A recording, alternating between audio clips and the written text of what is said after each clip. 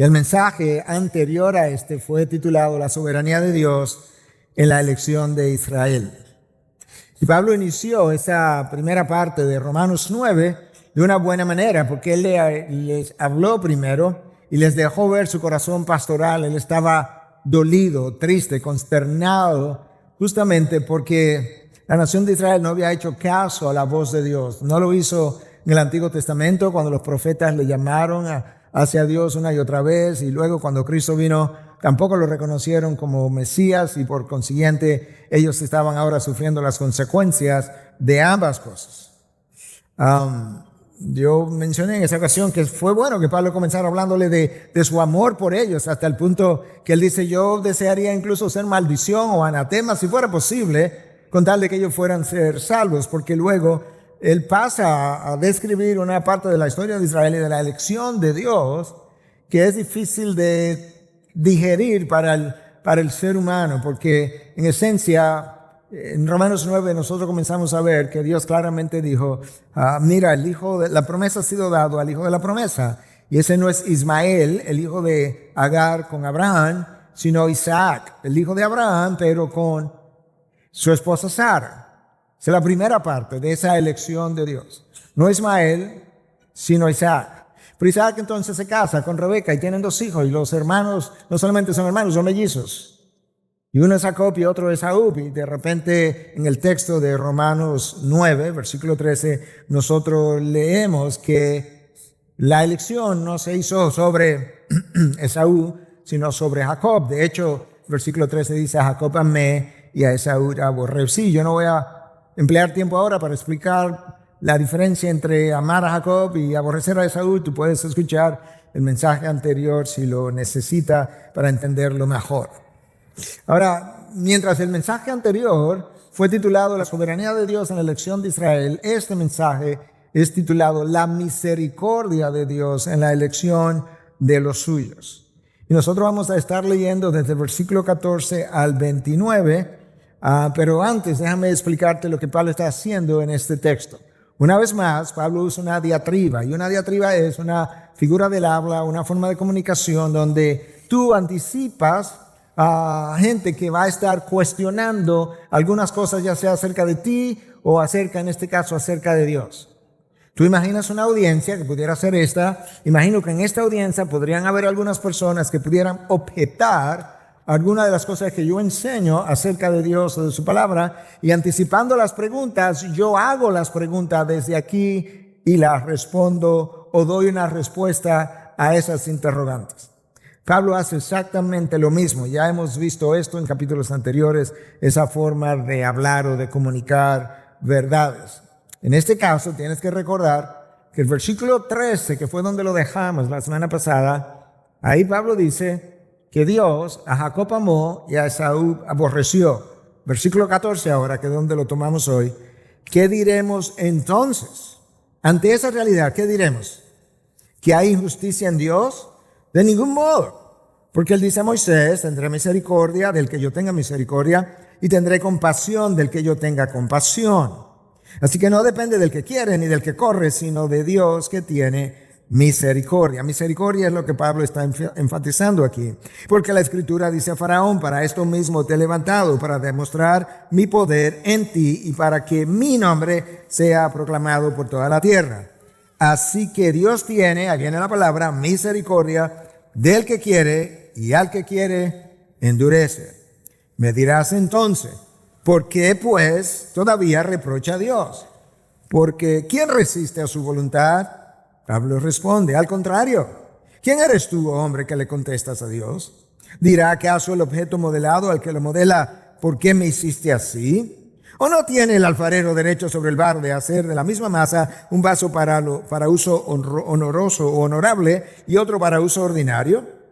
¿Y qué? Si Dios, aunque dispuesto a demostrar su ira y a hacer notorio su poder, soportó con mucha paciencia a los vasos de ira preparados para la destrucción, lo hizo para dar a conocer las riquezas de su gloria sobre los vasos de misericordia que de antemano él preparó para gloria. Es decir, nosotros, a quienes también llamó, no solo de entre los judíos, sino también de entre los gentiles. Como también dice en Oseas: a los que no eran mi pueblo, llamaré pueblo mío. Y a la que no era amada, amada mía. Y sucederá que en el lugar donde se les dijo, ustedes no son mi pueblo, allí serán llamados hijos del Dios viviente. Así también, o Isaías también, exclama en cuanto a Israel, aunque el número de los hijos de Israel sea como la arena del mar, solo el remanente será salvo, porque el Señor ejecutará su palabra sobre la tierra cabalmente y con brevedad. Y como Isaías predijo, si el Señor de los ejércitos no nos hubiera dejado descendencia, hubiéramos llegado a ser como Sodoma y hecho semejante a Gomorra. ¡Wow! Pablo primero presenta la soberanía de Dios en la elección y sabiendo que eso iba a chocar a muchos, comienza ahora diciendo, ¿y entonces qué diremos? Esa es la pregunta número uno. Pablo se imagina 4 preguntas de parte de su audiencia a la que él da una respuesta y luego él viene atrás con 4 preguntas suyas para la audiencia, por así decirlo. Entonces la primera pregunta es, ¿qué diremos entonces?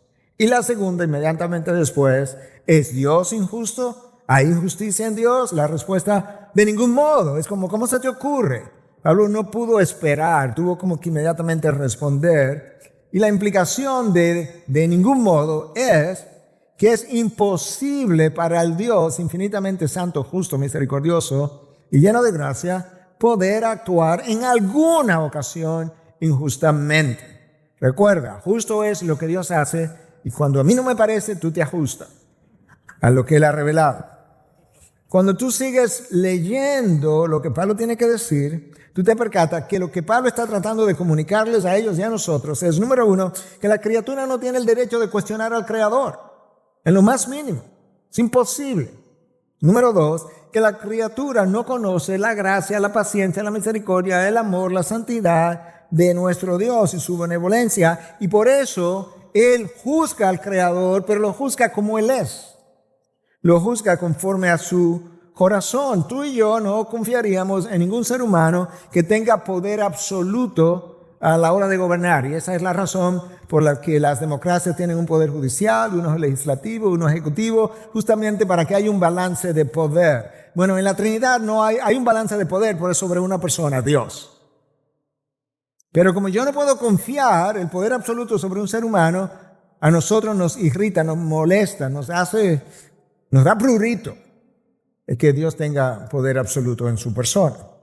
Entonces Pablo lo que hace, recuerda que es lo que se está dirigiendo a una audiencia predominantemente judía, entonces él dice, ok, ustedes conocen la historia, déjenme ir a la historia judía en el Antiguo Testamento para poderles responder a esta gente.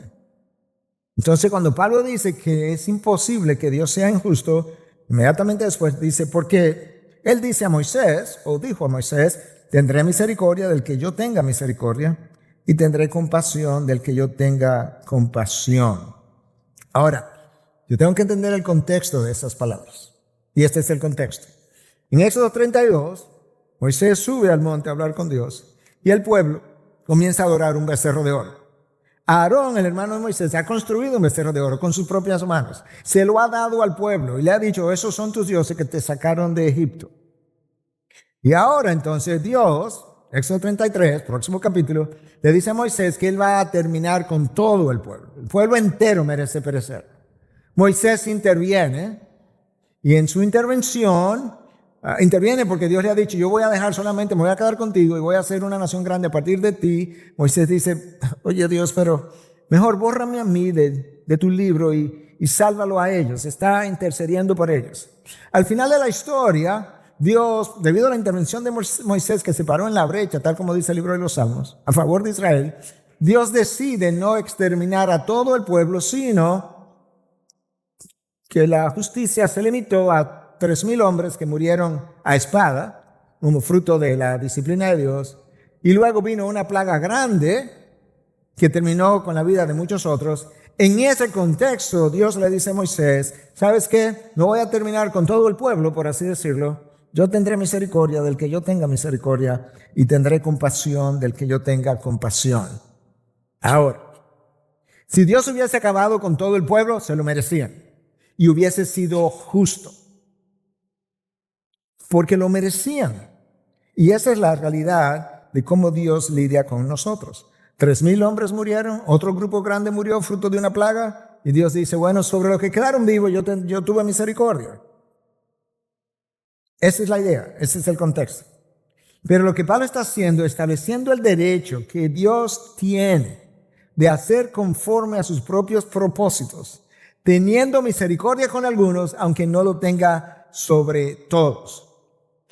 Si nosotros nos viéramos a nosotros mismos por lo que realmente somos, debiéramos regocijarnos en el hecho de que Dios tiene misericordia con algunos de nosotros y no aplica su justicia a todos nosotros. Porque todos nosotros somos merecedores de esa justicia. Hermanos, el problema está en que nosotros creemos que Dios nos debe misericordia. Dios no le debe misericordia a nadie porque la misericordia no es un derecho de nacimiento. No es un derecho con el que yo nazco, pero tampoco es un derecho adquirido. Está la realidad que no solamente con Dios ocurre así. Cuando un rey, cuando un presidente, acabamos de verlo con la administración de Biden recientemente, que lamentablemente perdonó a diestra y siniestra a 4,000 y tantas personas, nunca visto antes en la historia, y no voy a entrar en los detalles, pero desde la antigüedad los gobernantes han tenido el derecho de perdonar personas. Cuando un presidente o un rey o un emperador hacía tal cosa, estaba expresando misericordia, pero él estaba condenado, él no le debía misericordia. Si eso es verdad de nosotros, mucho menos debiéramos pensar que Dios nos debe misericordia, ni a ti ni a mí. Inmediatamente después que Pablo dice que Dios tiene misericordia de quien Él decida tener misericordia, en el versículo 16 Él dice, así que no depende del que quiere ni del que corre, sino de Dios que tiene misericordia. ¿Cómo que no depende del que quiere? O sea que si yo quiero entrar al reino de los cielos y Dios decide no tener misericordia de mí, yo no entro. No, eso no es el problema. El problema es que nadie quiere entrar. Ya lo hemos dicho, lo hemos visto varias veces a lo largo de esta serie. Romanos 3, 10 y 11. Nadie busca de Dios. Pero seguimos pensando que como estoy dentro de la familia de Dios, quizás entonces yo andaba buscando de Dios. No, Dios salió a buscarte. Te presentó a tu vida y te encontró. Recuerda que tú no encontraste a Dios porque Dios no estaba perdido, era tú el que estaba perdido. Y Él fue el que te salió a buscar y Él fue el que te encontró. Entonces, claro que no depende del que quiere porque nadie quiere. Entonces, ¿de qué depende? De Dios que tiene misericordia sobre algunos por razones que nosotros todavía no entendemos. Hermanos, recuerda que ni Lucifer, cuando fue creado para habitar en la presencia de Dios, ni Adán ni Eva, que fueron creados para habitar en el jardín, pero con Dios, ninguno de los tres quiso permanecer bajo el señorío de Dios. No, los tres quisieron su independencia y su autonomía e hicieron las cosas a su manera. Y si la verdad es conocida, tú y yo haríamos lo mismo, a no ser por la misericordia de Dios. Déjame ilustrarte. Cada vez que tú o yo pecamos, en la forma que sea, sabiendo que esta Biblia lo prohíbe, eso es otra forma más de decirle a Dios, tú no gobiernas mi vida. Yo decido lo que yo quiero, lo que merezco, lo que me gusta, lo que me conviene, y tú no me mandas. No, yo sé que no lo pensamos así, pero si tú sabes lo que la Biblia prohíbe y sabiéndolo transgrede esa línea, eso es exactamente lo que acabas de decirle a Dios. Yo hago mis reglas y yo juego mi vida o juego a la vida por mis reglas. A lo que Dios pudiera responder, muy bien, pero si te condeno, no me juzgues. Porque lo que ocurre es que con frecuencia nosotros quisiéramos jugar a la vida por nuestras propias reglas y cuando violentamos entonces algún límite, quisiéramos decirle a Dios también hasta dónde pueden llegar mis consecuencias. Yo quisiera elegir mi camino y también elegir mis consecuencias. Y algunos de ustedes como padres han experimentado eso porque ustedes le han anunciado a alguno de sus hijos una consecuencia X y el hijo le ha dicho, porque yo lo sé porque yo mismo le he oído, no, pero mejor no me ponga eso, ponme esta otra consecuencia. ¿No le ha pasado? ¿No lo han oído? Pues asimismo, el hombre quiere hacerle a Dios. Porque yo mismo he oído en consejería, no, pastor, porque es verdad, pero no fue para tanto, no fue tan grave lo que yo hice para que Dios me... Claro, tú no tienes la menor idea, ni yo tampoco, de la gravedad de tu pecado ni del mío. Tú no le puedes preguntar al pez si es verdad que el agua moja. Él nació en el agua. Tiene que preguntarle a alguien que vive en lo seco, que cuando le cae agua se moja, para saber cuánto moja el agua. Nosotros nacimos en pecado, vivimos en pecado, crecemos en pecado, hacemos pecado, pensamos pecado. Y por tanto el pecado es natural. Esto es lo increíble del ser humano. El pecado no le ofende. La corrección sí le ofende. ¡Wow! O sea, el pecado que violenta la santidad de Dios y que a mí me daña, no nos ofende, es normal. La corrección que a mí me puede salvar es la que me ofende. ¿Se da cuenta lo centrado en nosotros mismos que estamos? Pero nosotros, como pensamos injustamente y actuamos injustamente, pensamos que Dios es como nosotros. Escucha lo que Dios le dice al pueblo de Israel en el exilio en Babilonia a través de su profeta Ezequiel, que estaba con ellos en el exilio. Ezequiel 18, 25. Ustedes dicen, no es justo el proceder del Señor. Esto es Dios diciéndole a ellos. Pero escucha, pueblo de Israel, ¿en qué no soy justa? Dime, explícame, demuéstramelo. Pregunta para el pueblo, ¿no son ustedes los que actúan injustamente? 4 versículos más adelante, versículo 29, Ezequiel 18.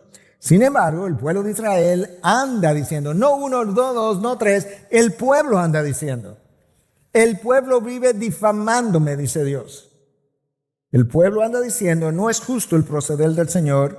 Pueblo de Israel, ¿en qué soy injusto? ¿No son más bien ustedes los injustos? Wow.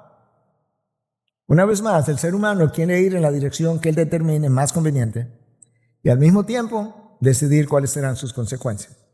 Si es que merece alguna consecuencia.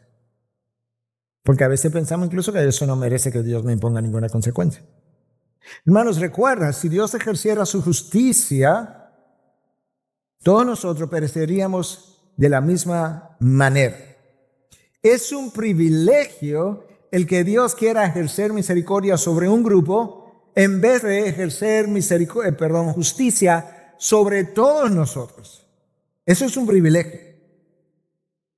La misericordia de Dios es más bien un privilegio no merecido por ninguno de nosotros, que Dios, como Dios, aplica a su discreción, por razones que Él sabe y entiende que tú y yo ni sabemos ni entendemos. Entonces ahora el apóstol Pablo, tratando de seguir ampliando su argumento para aquellos que cuestionan a Dios, pasa al versículo 17, le dice, porque la Escritura dice a Faraón, para esto mismo te he levantado, para demostrar mi poder en ti, y para que mi nombre sea proclamado por toda la tierra. Ok. Número 1, Faraón no es una excepción en el sentido de que todo gobernante en toda la historia de la humanidad ha ocupado una posición porque Dios así lo permitió o lo colocó, como dice Romanos 13, 1 y 2. Todos los gobernantes. Muchos para castigo, justicia y otros para bendición del pueblo.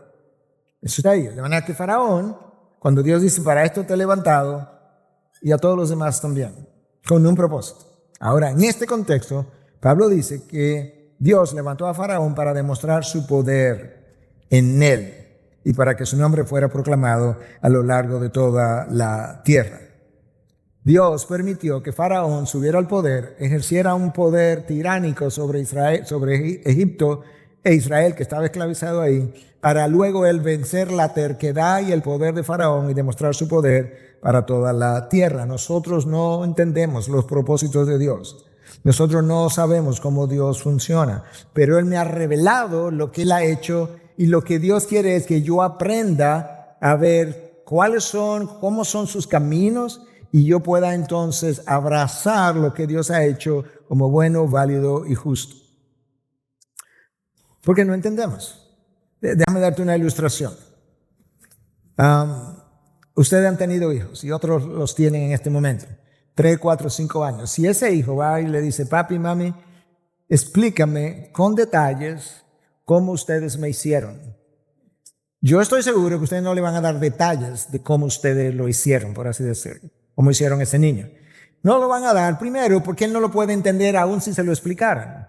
Número dos, porque él no tiene la edad para poder digerir la moralidad de lo legítimo que es entre un padre y una madre legítimamente casado delante de Dios para poderle dar esos detalles. Entonces, ¿qué tú vas a hacer? Lo odia, lo ignora, le da una explicación real, verdadera, pero general de cómo son las cosas y que tú esperas que tu hijo te crea. Bueno, Dios nos da explicaciones generales, pero no va a perder su tiempo en explicarnos cosas que una mente finita no podrá entender. Y eso es parte de lo que encontramos en la palabra. Recuerda que Pablo escribió en Romanos 11:33, cuán insondables son sus juicios e inescrutables sus caminos. Sus juicios no tienen fondo. Y sus caminos yo no lo puedo discernir, yo no lo puedo entender, excepto aquella parte que Él me revela. Recuerda que el énfasis del texto es acerca de misericordia. Versículo 15, que ya leímos. Él dice a Moisés, o dijo, tendré misericordia del que yo tenga misericordia y tendré compasión del que yo tenga compasión. Recuerda, por definición, la misericordia no es debida ni merecida. Dios no le debe misericordia a nadie. Déjame ampliar eso un poquito. La justicia de Dios, todo el mundo quiere, no, porque eso no es justo. Hermanos, si hay algo de lo que yo estoy contento es que Dios no es justo. No me juzgue todavía. Dios no es injusto para con los suyos. Entonces, ¿qué es lo que es? Misericordioso. La misericordia no es justicia, pero tampoco es injusticia. Entonces, ¿qué es? Está más allá de la justicia. La única razón por la que tú puedes llegar a ser hijo de Dios como cantábamos es por misericordia. Yo me alegro de que Dios realmente nos vea con misericordia. No se te atreva a decirle a Dios, hazme justicia, porque va a quedar muy mal parado o no va a quedar nada de ti. Créeme. De manera que es un privilegio que Dios se haya dignado de aplicar misericordia a algunos de nosotros. Si yo terminara en el infierno, yo y el resto de los que estemos ahí, recibimos lo merecido. Nadie llega a la condenación injustamente, créeme. La misericordia es otro atributo de Dios. Está la justicia y está la misericordia. La misericordia es el atributo de Dios que cuando Él lo aplica a alguien o a un grupo, entonces no recibimos lo que merecemos. ¿Tú ves la diferencia? Nosotros merecemos ser condenados. Cuando Él nos ve y nos trata con misericordia, no recibimos lo que merecemos. Por eso es que Jeremías en su libro Lamentaciones dice, si no fuera por tus misericordias, que son nuevas cada mañana, ya hubiésemos sido consumidos. Hermanos, al final de cada día, si no fuera por su misericordia, tú y yo hubiésemos sido fulminados. Porque todos los días violamos su ley. En ningún momento tú cumples con su ley. Es su misericordia en Cristo, por Cristo, que tú y yo estemos con vida todavía. Y es por eso que el apóstol Pablo está diciendo en el versículo 18, así que Dios tiene misericordia del que quiere, porque no se la debe a nadie, y al que quiere, endurece. Ahora, no vaya muy rápido para pensar, bueno, si Dios endurece el corazón, entonces Dios es autor de pecado. No. Si tú revisas el registro bíblico, Dios nunca ha endurecido el corazón de nadie que no se haya endurecido primero.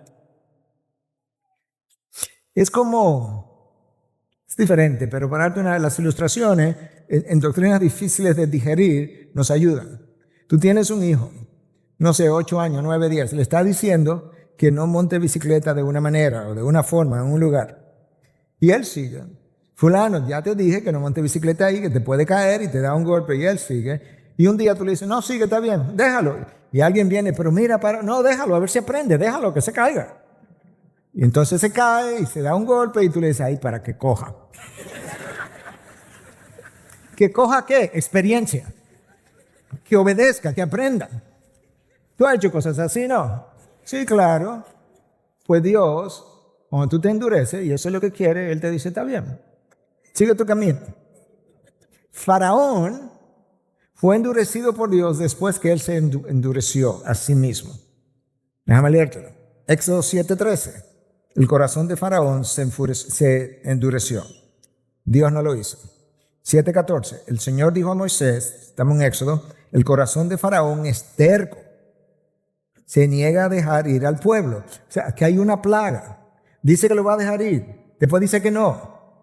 Aquí va otra plaga. Dice que lo va a dejar ir. Después dice que no. Es terco. Se niega a dejar ir a mi pueblo. 7:22. El corazón de Faraón se endureció. 8:15. Faraón endureció su corazón. 8:32. Faraón endureció su corazón. Y las mismas expresiones aparecen en 9:7, 9:32 y 9:34. Él endureció su corazón. Una vez, en 9:12, después que lo leemos en el capítulo 7, después que lo leemos en el capítulo 8, en 9:12, una sola vez, el texto dice, Dios endureció el corazón de Faraón. Ahora, la pregunta surge, ¿cómo es que Dios endurece el corazón de alguien? Porque Dios no es autor de pecado. Entonces Dios no te empuja a pecar, no induce pecado en tu mente o en tu corazón, no te inclina al pecado. Santiago 1, 13, 14, alrededor de esa área te dice que Dios no es nunca el autor de pecado, cada cual es seducido por su propia concupiscencia. Entonces, ¿cómo es que Dios endurece el corazón de las personas? Simplemente te dice, ¿quieres ir en esa dirección? Ya te he advertido una vez, un profeta, otro profeta, otro profeta, con la nación de Israel, está bien, puedes ir. Con eso, Dios le ha dado permiso a que siga el camino de su voluntad, pero Dios no ha endosado, no ha aprobado, no ha aplaudido el que tú quieras ir por ese camino. Él trató de evitarte. Cada plaga le dio a Faraón una oportunidad para ablandar su corazón y arrepentirse, pero no quiso. Eso es como es. Míralo como aparece en Apocalipsis. Ya al final, capítulo 22, llega un momento donde Dios dice, ¿sabes qué? La suerte está echada. Y entonces, escucha lo que dice, 22:11. Que el justo siga haciendo injusticias. Déjalo. Que el impuro siga siendo impuro. Que el justo siga practicando la justicia.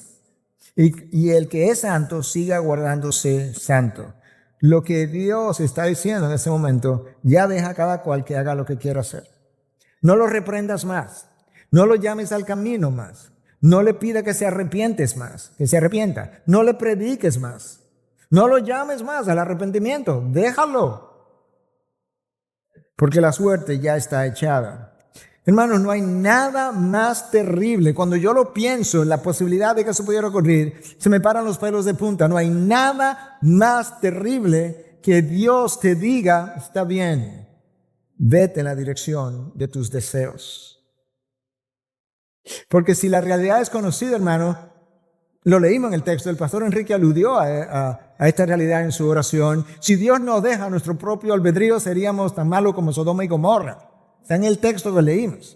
La única razón por la que tú y yo no somos tan malos como Sodoma y Gomorra es porque Dios interviene, aún en el caso del impío. Dios interviene, ¿sabes cómo? A través de leyes de las naciones, a través de un gobierno, a través de un esposo, de una esposa, de hijos, de amigos, leyes que te imponen límites de velocidad, hasta dónde a qué edad puede comenzar a tomar alcohol, una serie de cosas, incluyendo la conciencia del ser humano, que Dios usa para frenarte. Pero si Dios te dejara completamente a tu libertad, nosotros seríamos tan perversos como la gente de Sodoma y Gomorra. Wow. Pregunta número 3 de Pablo para su audiencia. ¿Me dirás entonces por qué pues todavía reprocha a Dios? Inmediatamente otra pregunta, sin respuesta. 3 y 4 están juntas. Porque ¿quién resiste a su voluntad? Pablo está diciendo, bueno, algunos de ustedes están pensando que como Dios permitió que Faraón subiera, como Dios permitió que Faraón se endureciera, y Él fue que lo permitió, entonces ¿por qué reprocha a Dios? Yo no entiendo. ¿Por qué Él fue que lo permitió? Hey, el que yo lo permita no dice que yo lo apruebe ni que yo lo endose. Para nada. El problema es que en vista de la terquedad de Faraón, Dios dejó que él siguiera su camino y luego lo juzgó, como lo merecía. Pero eso está a lo largo de toda la Biblia. Eso no es solamente con Faraón. Dios le dice a Jonás, vamos para Nínive. Jonás dice, yo no voy para Nínive. Dios le dice, está bien, vete para donde tú quieras. Y Jonás coge en la dirección opuesta y luego Dios lo disciplina y lo castiga y él termina en el estómago de un gran pez por 3 días dando vueltas como una batidora. Pero él te dejó, claro, yo te dejé. Pero luego yo te explico las consecuencias porque tú no las decides, yo las decido. Y lo mismo con Nabucodonosor. Nabucodonosor, Dios lo subió al poder, claro, porque Romanos 13 dice que todas las autoridades que están ahí porque Dios las ha colocado. Y luego Nabucodonosor comenzó a vanagloriarse y Dios lo dejó hasta que él chocó con la soberanía de Dios y Dios le dice, ¿sabes qué? A Nabucodonosor, de ahora en adelante tú vas a comer hierba con las bestias del campo por 7 años hasta que tú reconozcas que el Altísimo domina sobre el reino de los hombres y se lo da a quien él le place. ¿Ok? Ok. 7 años. Y 7 años pues él levantó los ojos al cielo y reconoció que el Altísimo gobierna sobre el reino de los hombres. Entonces Pablo no le da respuesta a la pregunta 3 y 4. La 3 era, ¿por qué pues todavía reprocha a Dios? Esa es la 3. La 4, porque ¿quién resiste a su voluntad? Lo que Pablo hace es como que Pablo, él conoce el Antiguo Testamento. Él sabe lo que Dios le hizo a Job. Él le hace a su audiencia lo mismo que le hizo a Job. Ignoró sus preguntas. Y entonces Dios, después que Job tenía todas estas preguntas, no le contesta ni una sola y le hace a Job 61 preguntas, una detrás de la otra. Lo que Dios estaba tratando de que Job entendiera es lo poco que él conocía a Dios. Lo poco que lo conocía, lo limitado que era su entendimiento para juzgar sus propósitos y sus caminos. La irreverencia que representa de parte de la criatura caída, pecaminosa, esclavizada al pecado, de atreverse a cuestionar al Dios del cielo y la tierra. Entonces, cuando Dios se le aparece a Job, no le responde una sola pregunta y del capítulo 38 al 40 le hace 61 preguntas y comienza con esta sola. ¿Quién es este que oscurece el consejo con palabras sin conocimiento? ¿Cómo diríamos eso en dominicano? ¿Quién es este que habla basura, vacuencia, disparate?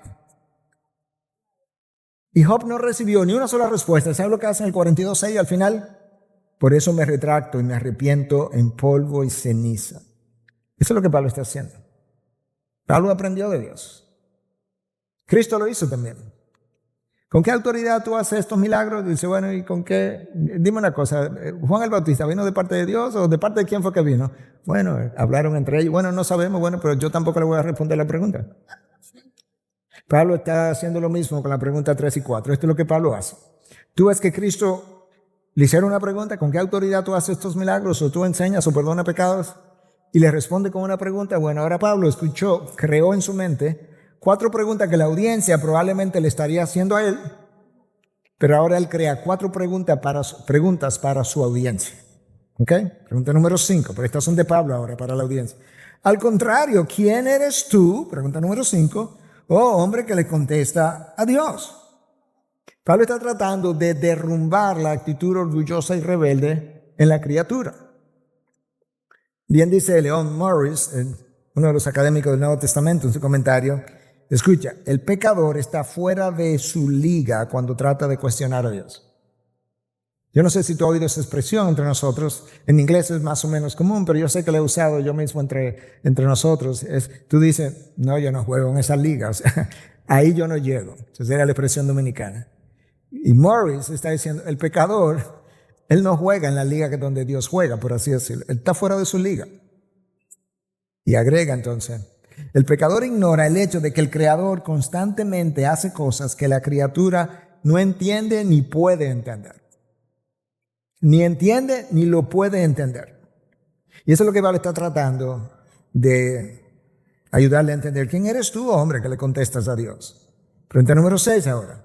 ¿Dirá acaso el objeto modelado al que lo modela, ¿por qué me hiciste así?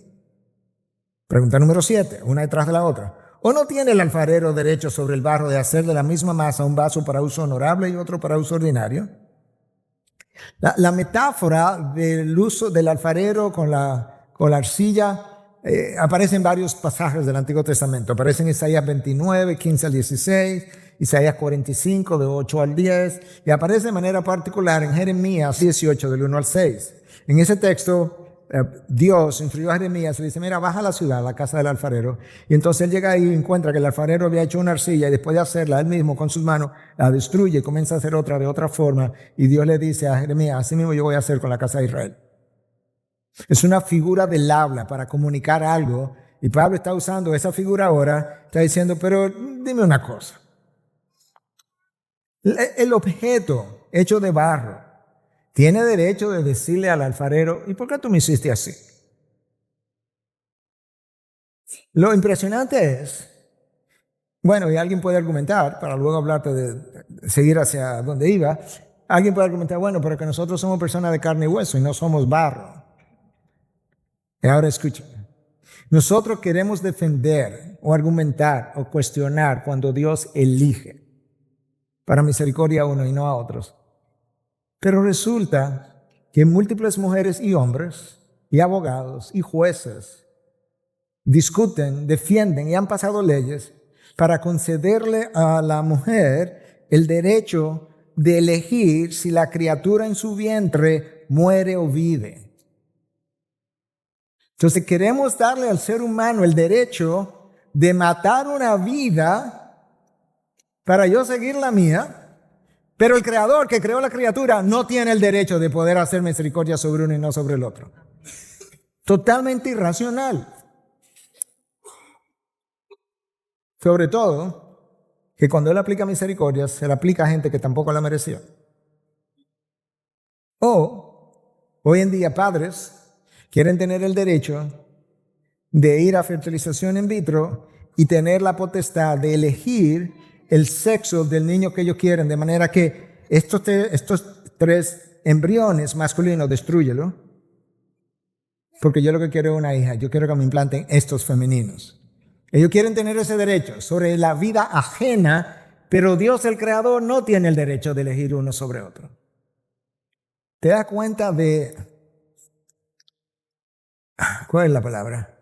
De lo rebelde y presuntuoso y narcisista que el ser humano es, que cree que tiene derechos que Dios no tiene. Pregunta número 8.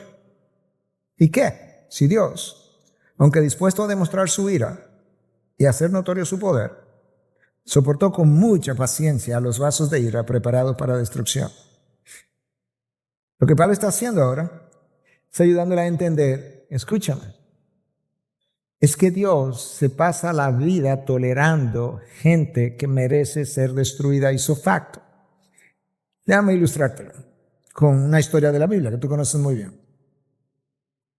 Supongamos, yo voy a usar esa pregunta de Pablo, ¿y qué si Dios soportó a los vasos de ira para luego demostrar su poder? Que ya estaban destinados para destrucción. Es como, vámonos al diluvio. Dios le dice a Noé que va a llover, que comienza a hacer una barca. Por 120 años, Dios toleró el pecado de esa generación. 120 años. Una generación que Génesis 6:5 dice, o la describe de esta manera, era mucha la maldad de los hombres en la tierra. Y toda la intención de los pensamientos de su corazón era solo hacer siempre el mal. Segunda de Pedro habla de que Noé predicaba a esa gente. Y por 120 años ellos le dieron la espalda a Dios. No puedes juzgar a Dios si 120 años después viene y te trae el diluvio y arrasa con todos ustedes. ¿Con qué cara? ¿Con qué derecho? Entonces, lo que la historia de la Biblia nos enseña es que nosotros tampoco podemos cuestionar a Dios cuando Él le da a esas poblaciones, como la del diluvio, lo que merecían después de 120 años.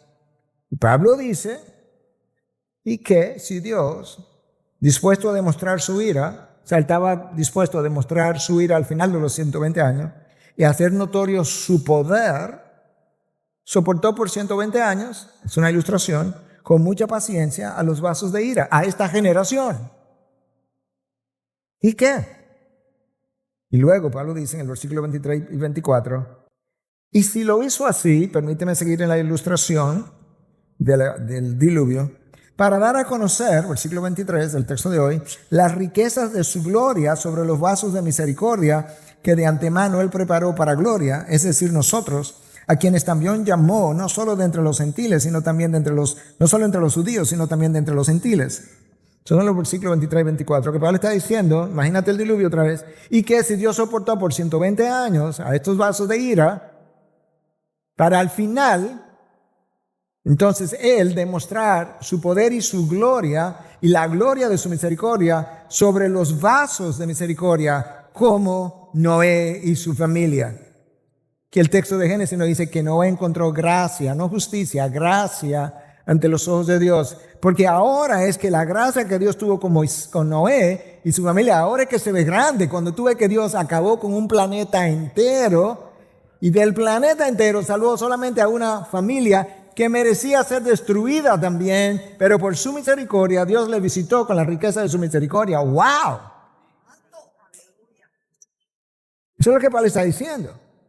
Si Dios tolera a esta generación perversa y torcida, que es lo que como Pablo califica a su generación en la época cuando le escribe a los filipenses, para entonces, en contraste con esa generación perversa y torcida, levantar una iglesia que pueda vivir en santidad y sobre esa iglesia demostrar su poder y la riqueza de su gloria y que,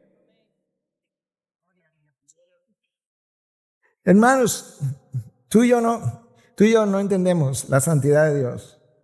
No entendemos los derechos que Dios tiene. Y tú y yo debiéramos levantarnos todos los días diciendo, wow, yo no puedo creer que estoy vivo. Jeremías lo entendió. Jeremías dice, si no fuera por tu misericordia ya nos hubiese consumido. Todos los días Dios renueva sus misericordias sobre los vasos de misericordia. Todos los días.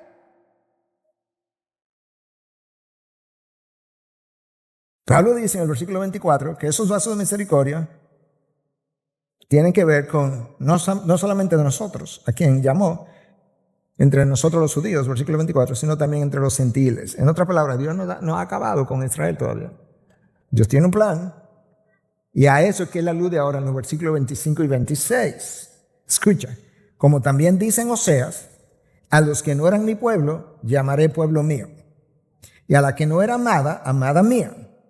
Y sucederá que en el lugar donde se les dijo, ustedes no son mi pueblo, allí serán llamados hijos del Dios viviente. Déjame parar, porque eso tiene un contexto. Si tú vas a profeta Oseas, por eso es una cita de Oseas, porque el texto lo dice, como también dicen Oseas. Entonces tú vas a Oseas y busca eso. Oseas se casó con una mujer adúltera, con la intención expresa de demostrar lo que Israel era con Dios.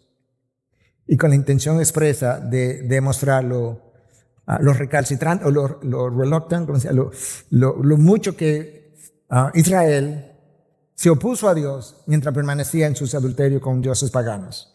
Y le dice a Oseas, ve y cásate.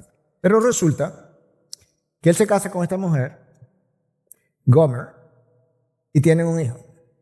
Y Dios le dice a Oseas, le va a poner por nombre Lo-Ammi, que significa no son mi pueblo.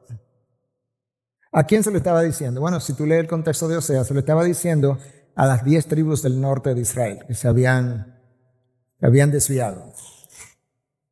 Y tú puedes leer en los profetas que Dios le dio carta de divorcio a Israel en un momento dado, a las 10 tribus de Israel. Es como que los deseché. Pero Pablo dice aquí ahora que Dios también dijo, y sucederá que en el lugar donde se le dijo, ustedes no son mi pueblo, allí serán llamados hijos del Dios viviente. O sea, hay un grupo que Dios todavía va a rescatar de ese grupo de tribus. ¿Quiénes son? Isaías 27 y 28 y 29. Bueno, versículo 27, 28 y 29. Comienzo a leer. Isaías también exclama en cuanto a Israel, aunque el número de los hijos de Israel sea como la arena del mar, solo el remanente será salvo. Solo la elección de Dios será salva, aún de esas 10 tribus. Porque el Señor ejecutará su palabra sobre la tierra cabalmente y con brevedad. Y como Isaías predijo, si el Señor de los ejércitos no nos hubiera dejado descendencia, hubiésemos llegado a ser como Sodoma y hechos semejantes a Gomorra. ¡Wow! Hermanos, tú ya no entendemos. Ni entendemos la santidad de Dios en su grado extremo, cuyos ojos son tan puros que no toleran ver el pecado, que abandonó a su Hijo en la cruz cuando cargó con mis pecados y le dejó sentir a su Hijo el abandono de Dios cuando Él clamó, Dios mío, ¿por qué me has abandonado? Porque yo soy santo y tú estás cargando con el pecado de la humanidad, por eso te abandono. Para que tú y yo no fuéramos abandonados por Dios, Él abandonó a su Hijo en la cruz y le dejó caer el peso completo de su ira. Entonces no puede ser que mañana en la mañana yo me levante como un levente a vivir la vida como si no importara la santidad de Dios y como si Dios no me llamara hijo suyo, porque si soy hijo de Él, Él quiere que yo me comporte como que Él es mi Padre. Y eso yo no te lo digo a ti solamente, eso yo me lo digo a mí. Hermano, no hay nada que yo te haya dicho en 27 años que yo no me haya dicho primero. Y se lo hiciera peco. Porque yo no leo la palabra de Dios para que rebote hacia ustedes. Yo leo la palabra de Dios como un espejo que me retrata a mí primero para que yo pueda hablarle a ustedes. Yo creo que cuando nosotros leemos pasajes como estos, tenemos que estar tan agradecidos de la misericordia de Dios, no solamente el día que me salvó, todos los días. Precisamente, porque si Él me tratara con justicia, yo ni te conociera ni tú me conocieras a mí. Y eso es lo que merecemos. Entonces yo creo que al cierre de este mensaje, que no se nos ocurra pensar, que no pase ni siquiera por la mente, pero eso como que no es justo de parte de Dios. Porque el día que tú y yo queramos justicia, Dios te la puede dar. Pero créeme que no tira bien. Lee el Salmo 51, que es lo que David le pide a Dios. Ten misericordia de mí, oh Dios. Ten compasión de mí. Ese debe ser el grito tuyo y mío todos los días. Y es un privilegio si Dios visita esa misericordia sobre ti y sobre mí. Padre, gracias. Gracias por tu Hijo, porque cada acto de misericordia, de bondad, de amor, de gracia, de benevolencia en favor nuestro es a precio del Hijo que tú le ofreces. Como diríamos en nuestro país, a costa del Hijo. No hay nada con el que tú me bendiga que no sea en Cristo, a través de Cristo y por Cristo. Oh Dios,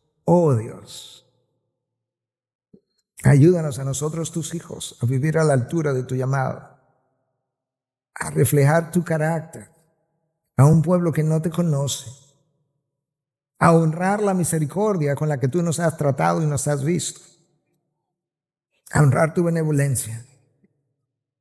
Y ayúdanos de esa misma manera a ser vasos de misericordia para con otros. Señor, gracias. Recuérdame dónde me encontraste. Recuérdame de dónde me sacaste. No solamente el día que me salvaste, de dónde me has sacado múltiples otras veces, o de dónde me has evitado caer. Por tu gracia y por tu misericordia, dadas a tus hijos en Cristo. Ayúdanos ahora al cantar, a saborear de una manera más dulce tu brazo de misericordia para con nosotros. Y Señor, abre los ojos de alguno aquí que todavía no tiene salvación, o de otros que quizás entraron en salvación, pero están viviendo la vida de salvación que tú compraste, que necesitan regresar.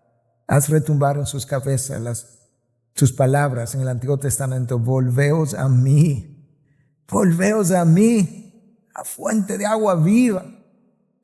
Abandona tus cisternas agrietadas que no retienen agua. Ven a mí para que puedas beber el agua viva para vida eterna. En Cristo Jesús. Amén. Amén.